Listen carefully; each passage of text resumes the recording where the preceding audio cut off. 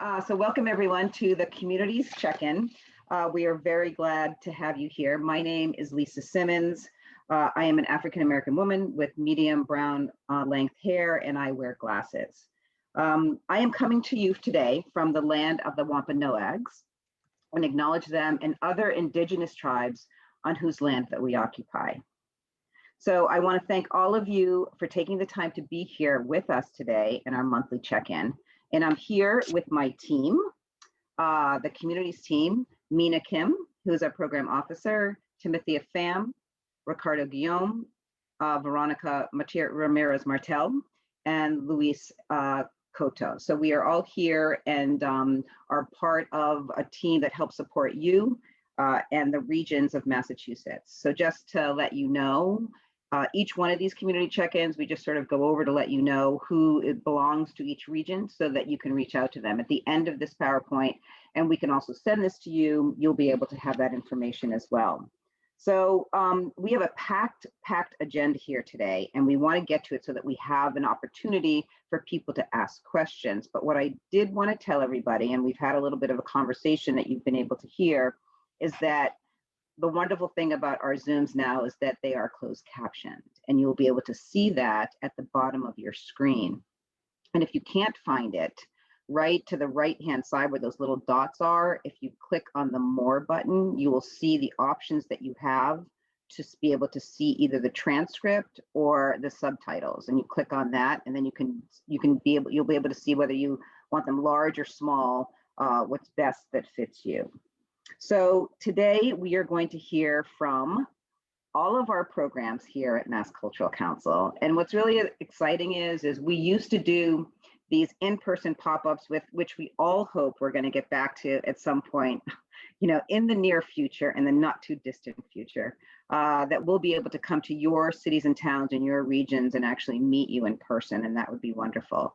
But today we really wanted to bring to you each one of these programs to talk about what their plans are sort of for FY21, grants that are available, and just so that you can sort of put the faces to the programs that you may either not know or that you might get funding from and not necessarily know. So today we are going to hear from all of these programs and the opportunities that they have in store for you. So we are going to start with Charles Baldwin, who runs the UP initiative. And I am just going to throw it over to you, Charles. Great, and very happy to be here. Can't see everyone in the room, but I've looked at the the attendee list, so I know there are people in the room. My name is Charles Baldwin. I am the program officer for the Universal Participation Initiative, the UP initiative. I'm an older white gentleman with glasses and a beard, and I'm calling in from my studio here in Somerville.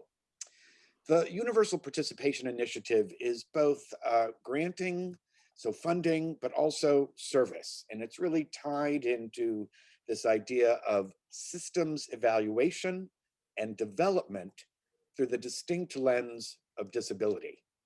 So universal participation is the program. Universal design is the foundation for looking at not only compliance under the ADA, but also how to go above and beyond. And again, this is an opportunity for both systems review and systems development.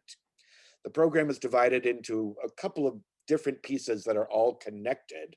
A learning network, which runs over the course of several months, comes with a stipend, comes with a website audit, also comes with a user review from the Institute of Human-Centered Design.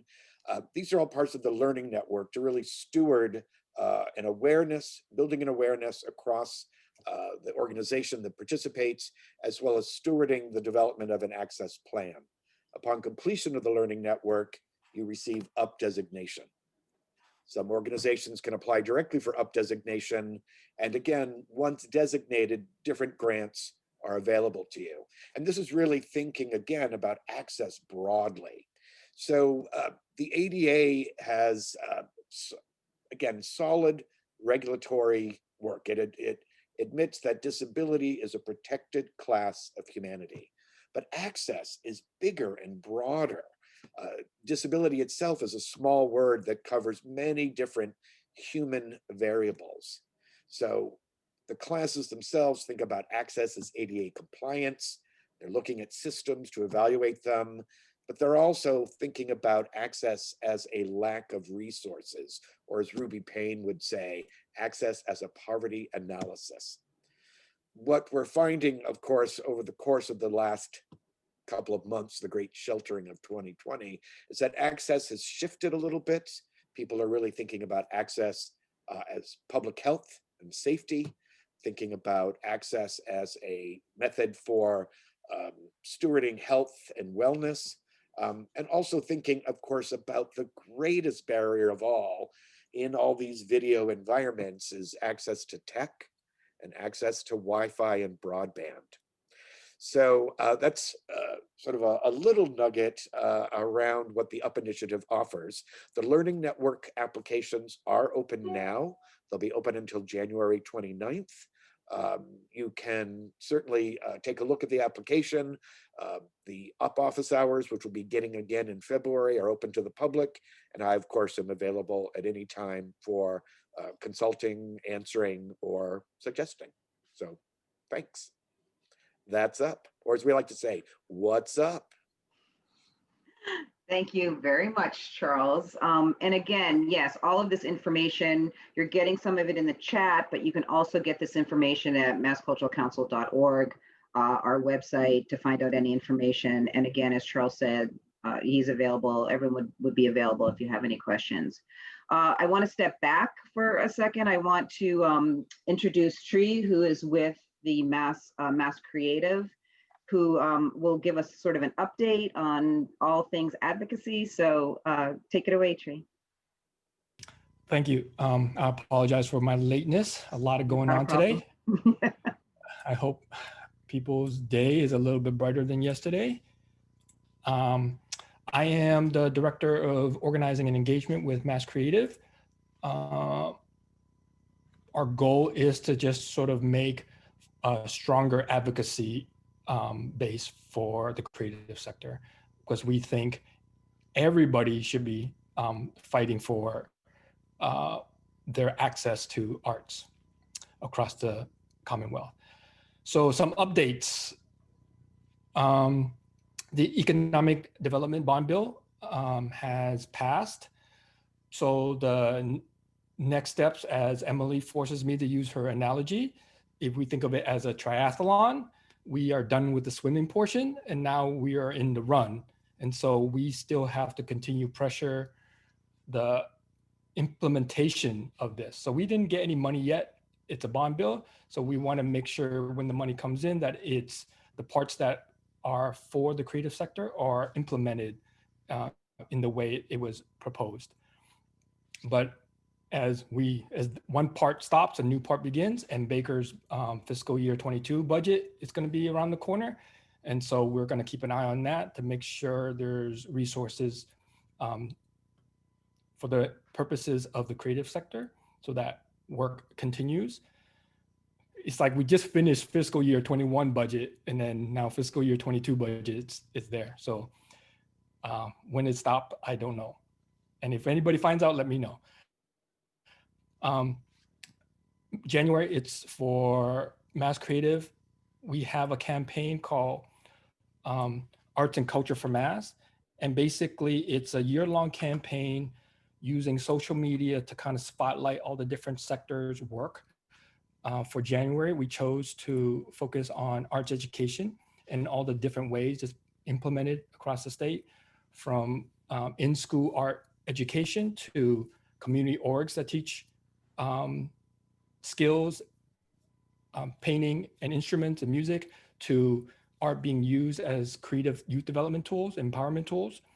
And so if you want to participate or have more questions about that, please click on the link that I just shared. And then also Mass Creative is working on focus groups coming late February and throughout March to talk about different areas of work that we advocate for, from art and wellness to arts education, creative youth development, the creative youth force and artists, professional artists, community empowerment and equitable access to the arts, and creative placemaking and placekeeping.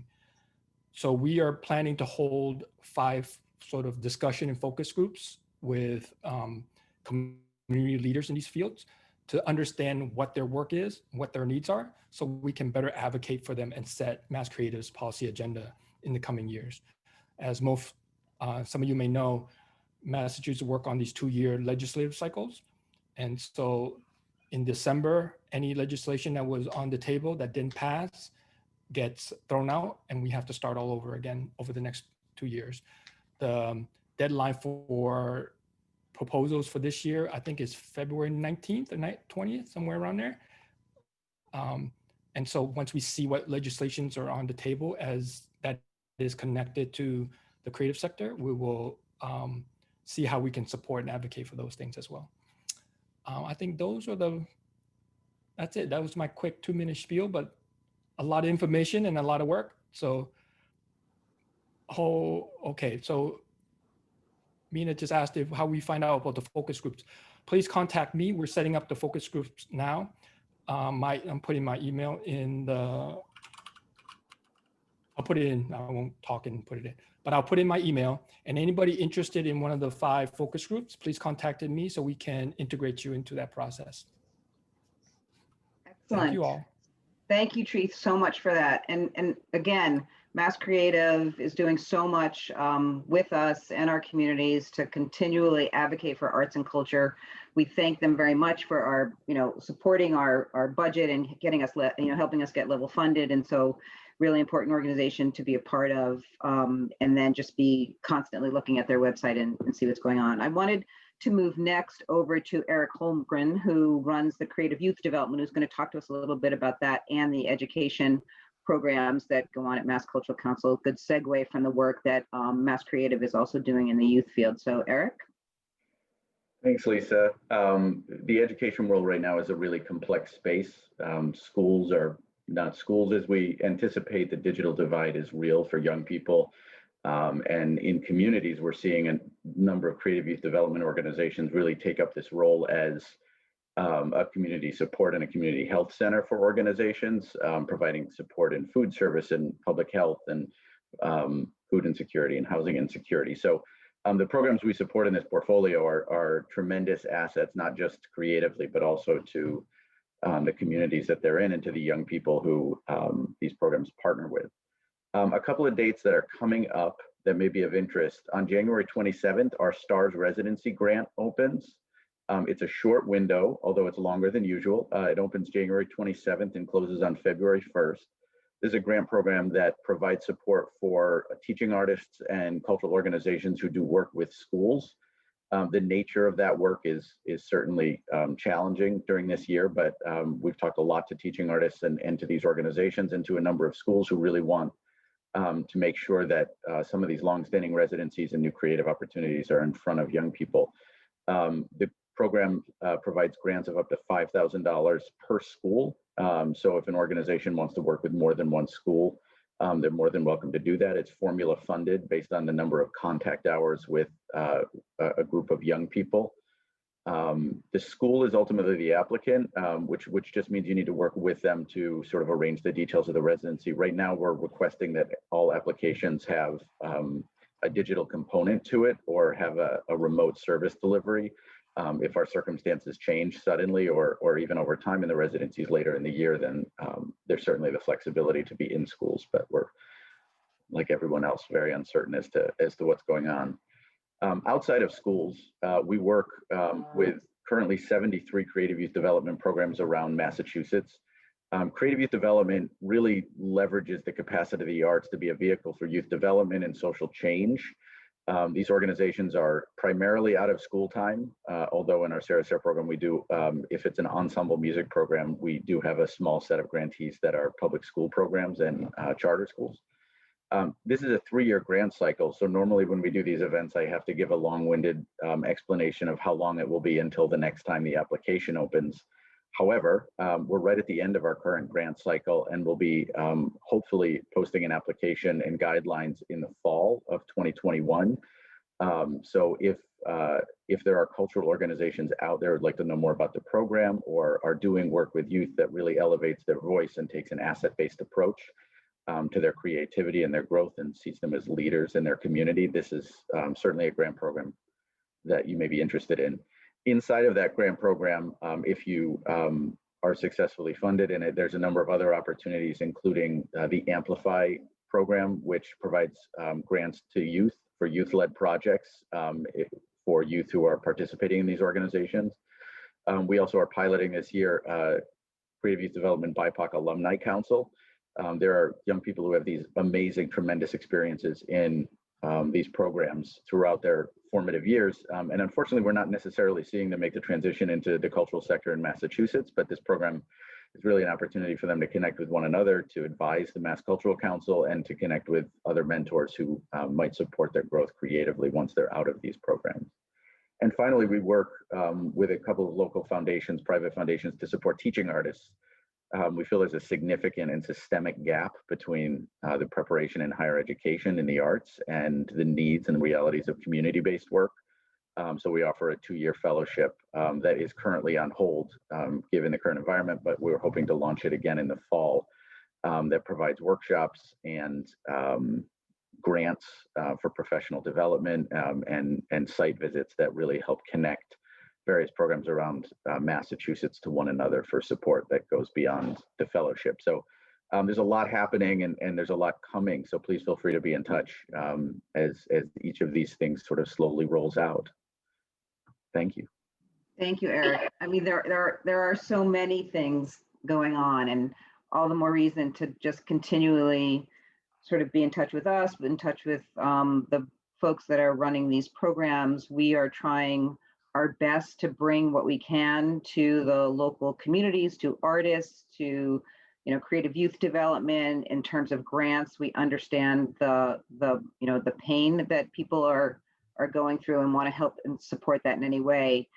Erik, I do have one question for you, and that is, we have 329 local cultural councils. We have local cultural councils that are doing amazing work in communities all over Massachusetts. And I don't know if the STARS program is specific to an individual who can apply with a school, or can a council as part of maybe they can do council programs. Can they partner and get and apply for the STARS program?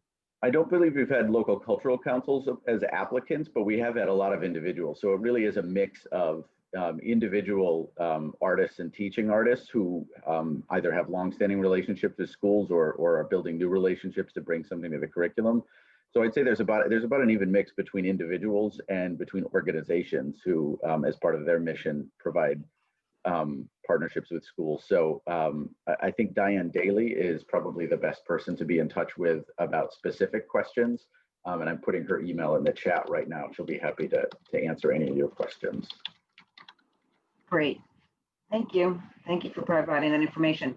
So just as, cultural and creative youth development and UP and communities, which I'll talk a little bit more about, and we'll get to talk to some of the other programs. Cultural investment portfolio that focuses on organizations has been incredibly busy helping to support organizations in the Commonwealth for the last 11 months, and now going forward as we all are trying to create grant programs. So Sara, can you give us a little update on CIP and what you're working on and what might be available for folks who are listening? Sure. Hello, everyone. First of all, hi, I'm Sara Glidden. I'm Program Manager for the Cultural Investment Portfolio. My pronouns are she, her, hers. And I'm going to try to describe myself, which I'm doing for the first time. It makes you extremely self-conscious. But I acknowledge to being a middle-aged woman with blonde hair and glasses, and I am sitting here in my home in front of a quilt that I made. So thank you so much for joining us today. Thank you, Charles, for the approval. So I oversee the Cultural Investment Portfolio, which is a set of programs to support organizations as opposed to supporting individual artists. So we work with organizations. our granting programs fall into three major categories. First of all, our portfolio itself, which is a group of organizations that have been through multiple applications and consistently risen to the top. These are organizations that, because of their long-term consistent history of success in competitive applications, are now in a portfolio of organizations that we have committed to supporting. We have our Gateway program, which is a multi-year vetting process for organizations to go through to get into the portfolio. So it's the on-ramp to the portfolio. Applications to that program take place in alternating years. So our last application was in early 2020. The next one is planned for early 2022, which I feel like I'm already planning for. And then finally, what's probably most relevant right now is our projects grant program, which I have every expectation will launch on Friday. So if you go to our projects page right now, what you're going to find are the guidelines from last year. But folks who are not in the meeting today are frantically working on our website to update the guidelines and update the application for projects for this year.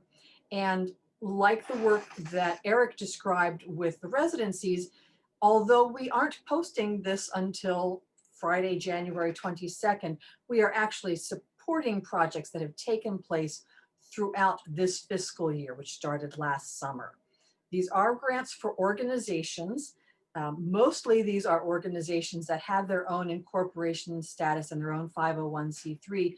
But one thing that's interesting about the projects grants is that we will also fund organizations that are working with a fiscal sponsor or fiscal agent. So if you have an unincorporated organization that's working with a fiscal agent, or maybe you're a new organization or a fairly new organization and you don't have your 501c3 yet, you can still apply to this program. So that's unlike the rest of our programs that support organizations.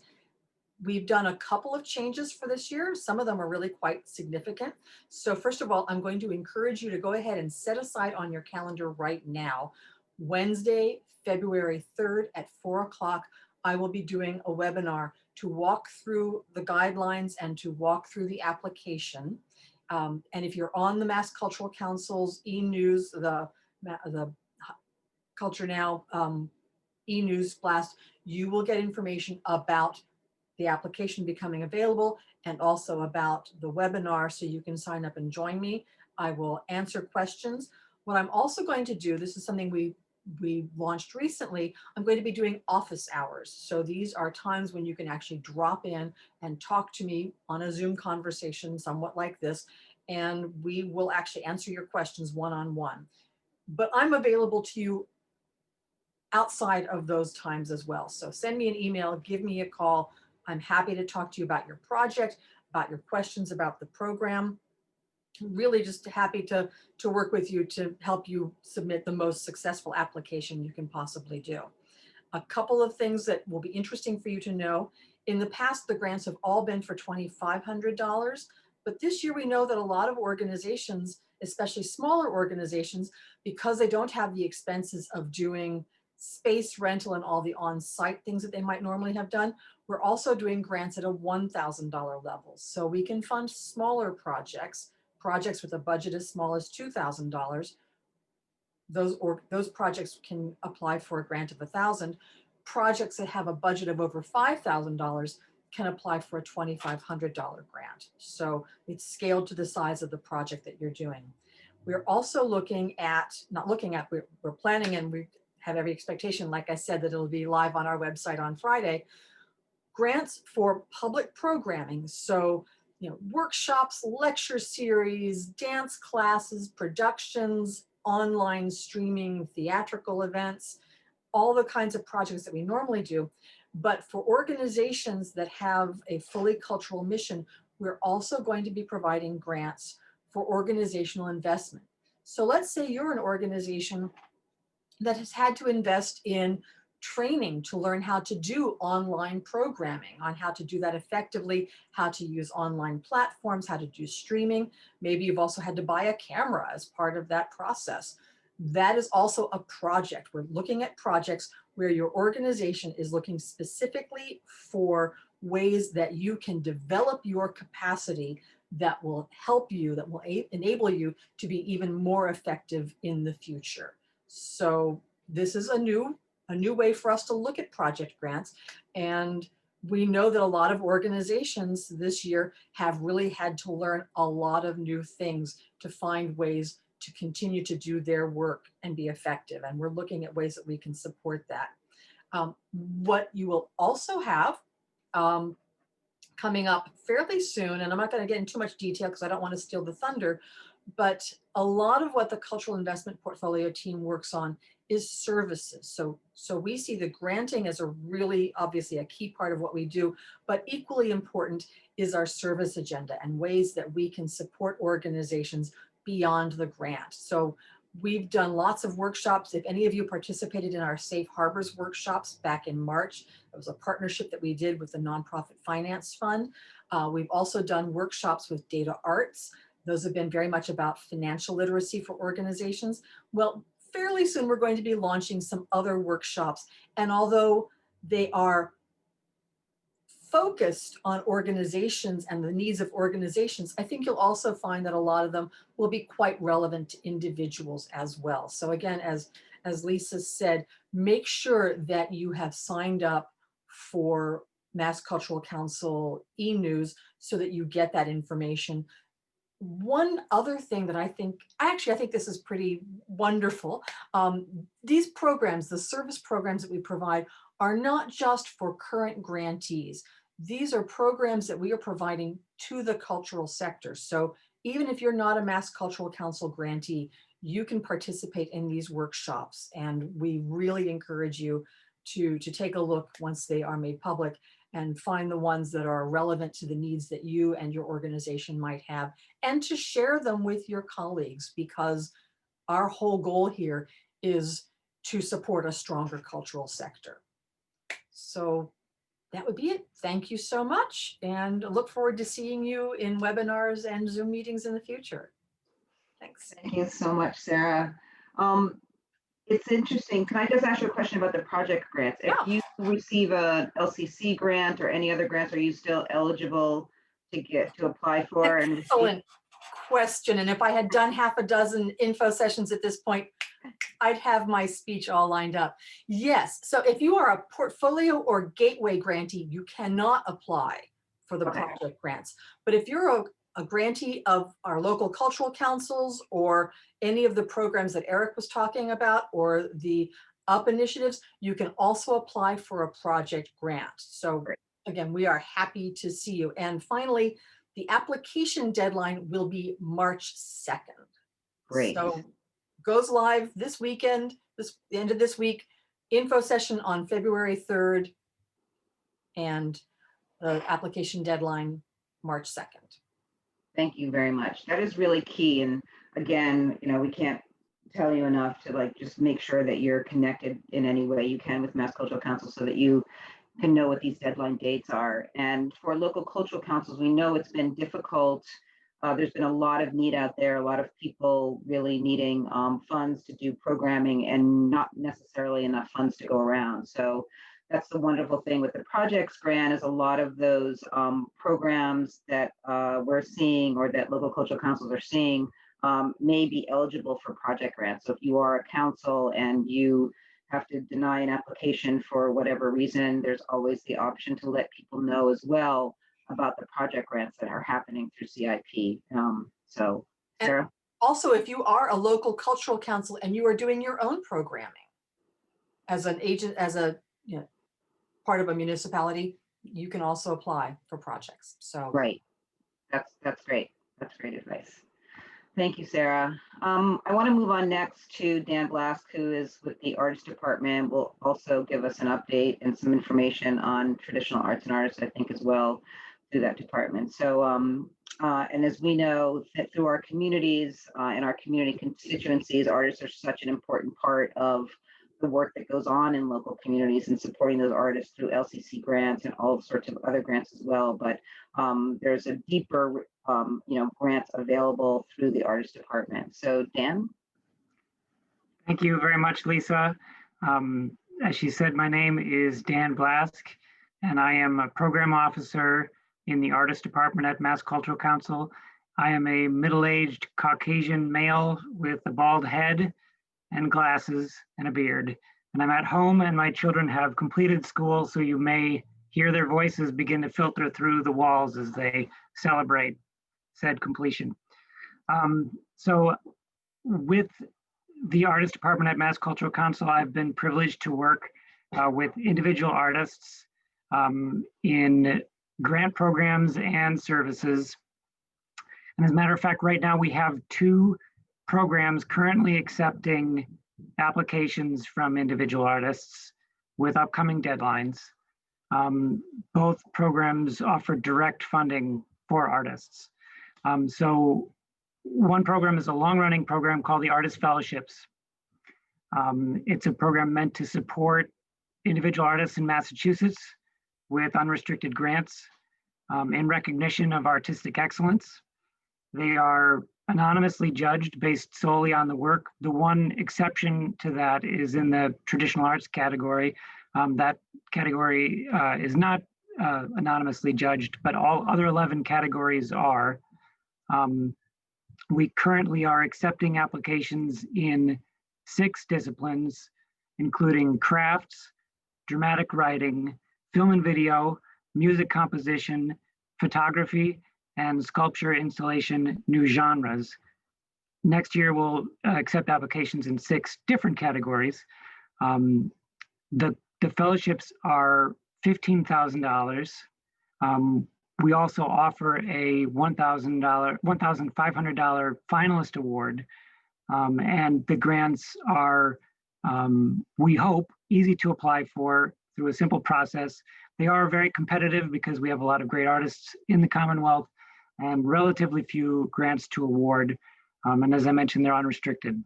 But we're accepting those applications right now, and the deadline for applying for artist fellowships is February 8th. We have another program that's unique as of last April, and we're pleased to offer a second round of funding this year, right now. The program is called the COVID-19 Relief Fund for Individuals. It was created last spring in an effort to mitigate some of the tremendous financial losses that individuals in the sector have undergone stemming from COVID-19. So through the COVID-19 Relief Fund for Individuals, artists and teaching artists, teaching humanists, and teaching scientists, some of the folks that might be eligible for STARS residencies that Erik Holmgren mentioned earlier. So artists and teaching artists, humanists, and scientists can apply for grants of $1,500, and the grants are meant to mitigate losses stemming from cancellations and closures stemming from COVID-19. So the program, similar to the Artist Fellowships, it's a fairly simple application process, and we are currently accepting applications. The deadline is February 2nd. We have one other grant program that we're not currently accepting applications in, though we will be making an announcement in it soon. Lisa had mentioned that we fund traditional artists. The traditional arts is one of our artist fellowships categories, but we also fund apprenticeships in the traditional arts. And they are one-on-one apprenticeships where a master artist will work with an apprentice artist in passing along the traditions of folk arts. So that's a program in which we'll accept applications again next year in fiscal year 22. I want to mention a few other things. We also support artists through services, including online, through our online artist resource, ArtSake. It's a site where artists can find opportunities in the arts. We do a weekly roundup of grants, contests, publication and exhibition opportunities, workshops, and other opportunities for artists. We offer tips and articles on best practices in the arts. We also have on ArtSake a feature where there are classified ads about creative space. So if you are looking for creative space or have a space to list, you can create a free ad on ArtSake or browse through the ads on ArtSake to try to find space to do your work. ArtSake also has links to many other Mass Cultural Council resources, such as higherculture.org, which is Mass Cultural Council's database for employment opportunities in arts and culture. And one last thing I want to mention is that we create a monthly e-newsletter called Artist News, which will include all the news, dates, deadlines, and opportunities for artists from Mass Cultural Council. And you can sign up for it on our website, massculturalcouncil.org. Thank you so much, Dan. You know, there are a lot of these grant opportunities that are coming up that are that the deadlines are also fast approaching. So I would definitely implore you to make sure that you have all that information. There's all this information in the chat, so you can save that chat by just clicking on the 3 buttons on the bottom next to the chat, so that you have all of these links, so that you'll know, and you'll be able to look at that timetable for grants that you may want to apply for, or to let other people know. As we said in the beginning, this is recorded, so we will be sending this out as well, with some more information, but just to sort of push home that point that there are these great opportunities available. The COVID Relief Fund for artists is an incredible opportunity for folks who, for the artists, it was the Artist Fellowship, which is an incredibly competitive program, but here we have an opportunity to be able to support individual artists. So I think that's great. I want to move on next to Jay Paget, who runs our Cultural Facilities Fund program. And that grant program won't happen again until the fall, but it's a really important program for you to know about if you have facilities programs. Jay has also been working on artist spaces and all those sorts of things. So I want to give him the opportunity to tell us a little bit about that program. Jay? Thanks, Lisa. Hi, my name's Jay Paget, the program director for the Cultural Facilities Fund. Pronouns are he, him. And visually, I am a middle-aged white male with glasses, gray hair. And the more I look at it, that gray hair seems to have some really nice blonde highlights in it. So the more I'm at home, the more trouble I'm getting into with my look. So anyway, I'm going to share a screen, if that's okay, just to walk you through a few slides on the Cultural Facilities Fund. And these are the slides. See if I can get, there we go. So the Cultural Facilities Fund has been around for a while. We're on our 13th round of funding. And, if you look, the goals of this fund is to, maintain responsibly spaces that are owned or leased by 501c3s, municipalities, and or colleges. And all of the grants are one-to-one matched. So this fund was designed by the legislature in 2006. So the one-to-one match serves as an economic incentive for the private sector to step up and match the public money for the renovation and care of these facilities. And sometimes we mention to folks that if you took the money away, what is our purpose in providing this resource? And it really comes down to the stewardship of a facility that many of us have. We're in a continuum. We've inherited the care of this facility and the programming from somebody else at some other time, and we're going to be passing it on to the next generation. So to the degree that we can be aware of what the facilities need in order to be maintained well and to be safe and ADA compliant, the better we all are. So I mentioned briefly who can apply, but this is a little more of the specifics around that.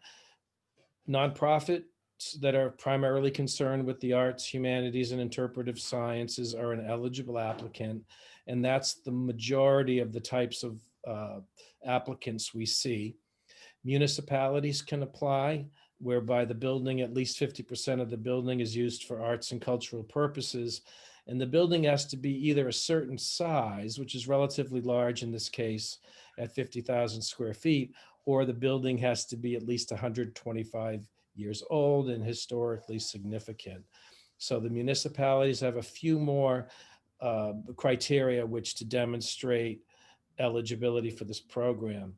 And then finally, colleges and universities can apply provided that there's open access to the facility by the community that's above and beyond the student purpose. So mainly from colleges and universities, we see the museums and the theaters coming in as applicants to the Cultural Facilities Fund.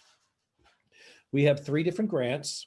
We have the capital grant, which in other words is just for the construction or the actual work that gets done, the implementation portion. There's a feasibility and technical assistance grant, which is the planning grant. And then there's what's called the systems replacement plan. And another name for that is a capital needs assessment. And I'll go through each of these 3 grant categories briefly so you have a little better understanding of what they are. So the capital grant can be used for pretty much anything in the continuum from site or facility acquisition through repairs, renovations, new construction, final stage design, architectural and engineering, or the purchase of major integrated equipment.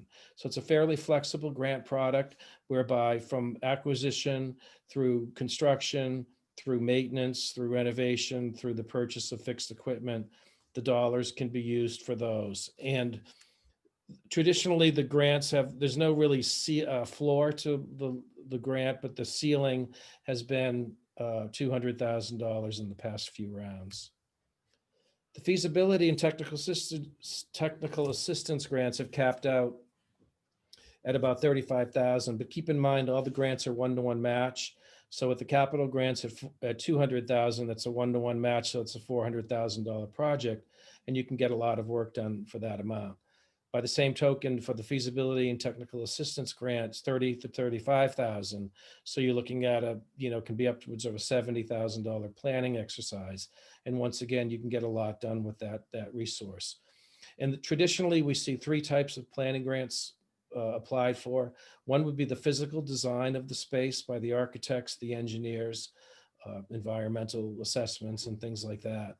The second component would be if you're an organization and you're expanding what you do and moving to a new level, so to speak, you may want to do some operational and business planning so that you can determine if your organization can withstand the expansion, from the operations viewpoint.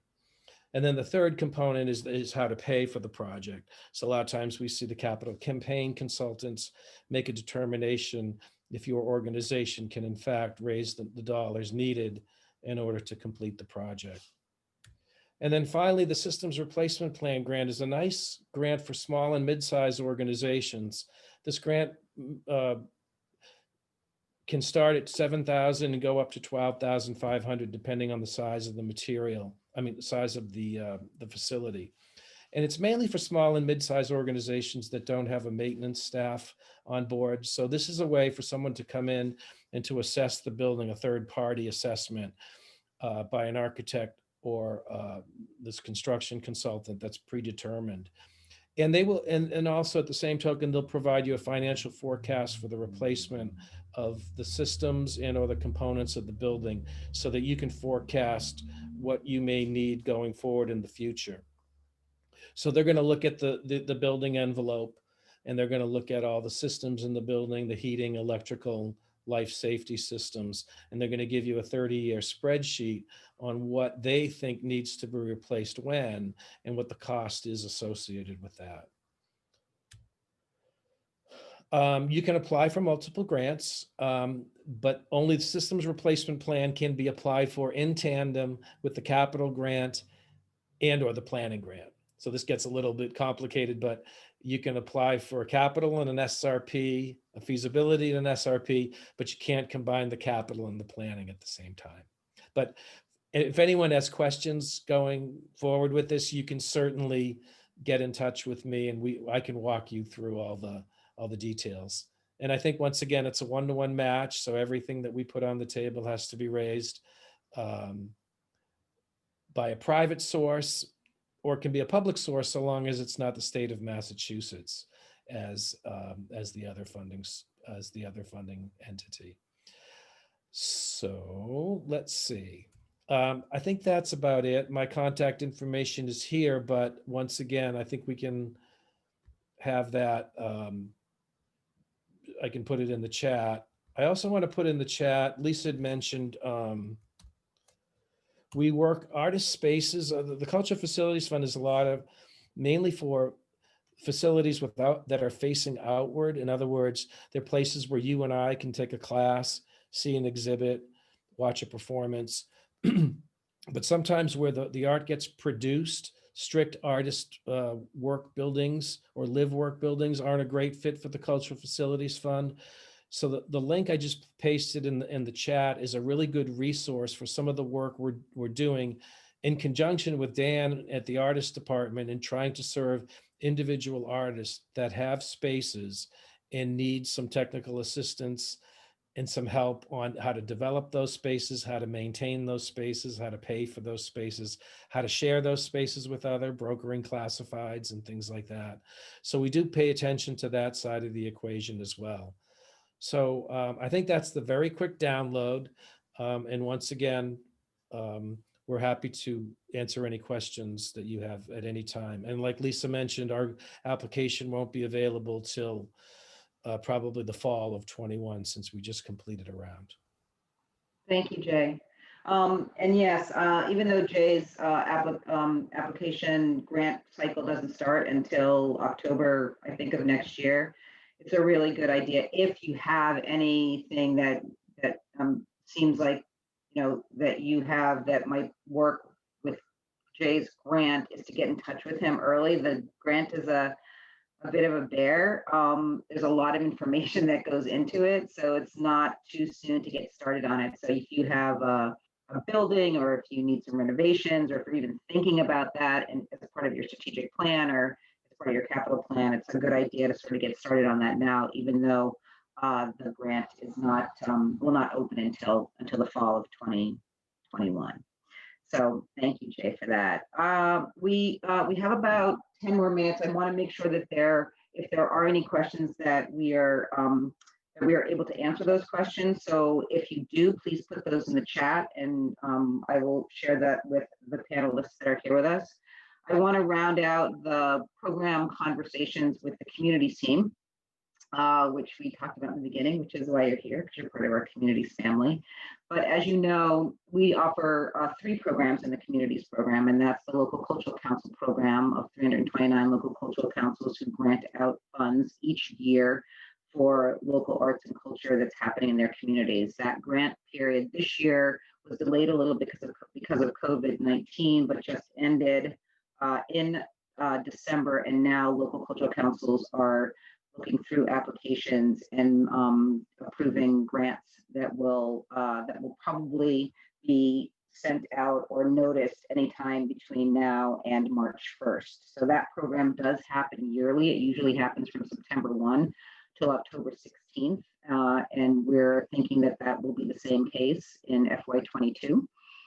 So make sure that you look for that. We send out lots of messaging around that. The other program that we have that Luis Cotto runs is the Cultural Districts program, which is an area within your municipality that has a bulk of cultural assets and activities and is navigable. So many of you probably have cultural districts in your community. And that program, you can read a lot more about that, or get in touch with Luis if you have a community that you feel you would like for it to become a cultural district.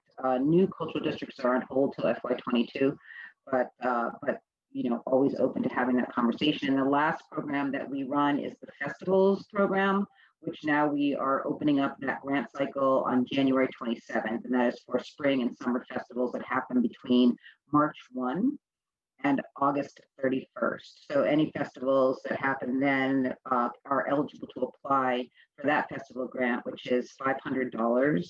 And the new guidelines for that program should be coming out next week. And the application opens on the 27th, as I said, and closes on March 15th. So you have some time. It will just be for the spring, summer for this fiscal year. So that is the community's wrap up pretty quickly. We want to make sure that we are cognizant of people's time. So I don't know if we have any questions from some of them we already answered, but we just really want to thank our program teams at Mass Cultural Council for giving us your time. Everyone's really busy. Everybody is working, triple. And we just want to thank you all so much for being with us here today. Jay, did you have a question? I wanted to answer a question that was in the chat. Oh, good. Okay, great. So it talks about facilities grants for churches, stained glass windows, and historic building. So the way it works is that the eligible entity has to be a 501c3, primarily concerned with the arts, humanities, and interpretive sciences, and that they either lease or own the facility. So there are examples where there is a 501c3 that is leasing a church, right, or a former church, and then they can apply to the fund. So in most cases, if it's a church with a congregation and they're not primarily concerned with the arts, humanities, and interpretive sciences, they would not be eligible. And by this, in the same token, if they're a 501c3 that uses the church, but they don't have a lease, therefore a legal obligation to make physical changes in the building, we can't work with them either. But you may have questions, so you can get in touch with me too. Excellent. Thank you, Jay, for picking up that question. So any last comments, anything anyone wants to add before we close out this community's check-in?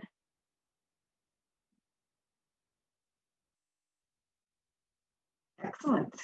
All right, well, again, thank you so much, all of you.